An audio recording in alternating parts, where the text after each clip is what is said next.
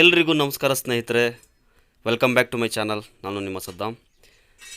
ಏನು ದ್ವಿತೀಯ P U ಸಿಯ ಒಂದು ರಿಸಲ್ಟ್ಗೆ ಕಾಯ್ತಾ ಇದ್ರಿ.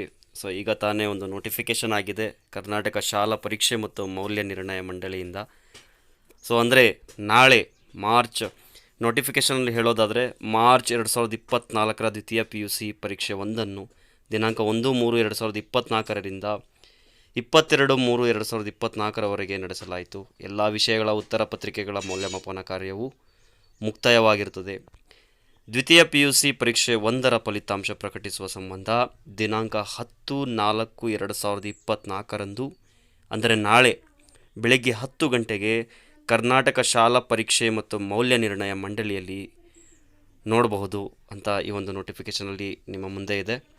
ಸೊ ಅಂದರೆ ನಾಳೆ ನಿಮಗೆ 10 ಗಂಟೆ ಅಂದರೆ ಏಪ್ರಿಲ್ 10 ಬೆಳಗ್ಗೆ 10 ಗಂಟೆಗೆ ನೀವು ದ್ವಿತೀಯ ಪಿ ಯು ಸಿಯ ಫಲಿತಾಂಶವನ್ನು ಏನು ಲಿಂಕ್ ಕಳಿಸ್ತಾ ಇದೆ ಕರ್ನಾಟಕ ರಿಸಲ್ಟ್.nic.in ನೀವೆಲ್ಲರೂ ಕೂಡ ನೋಡ್ಬೋದು. ಎಲ್ರಿಗೂ ಒಳ್ಳೆಯದಾಗಲಿ.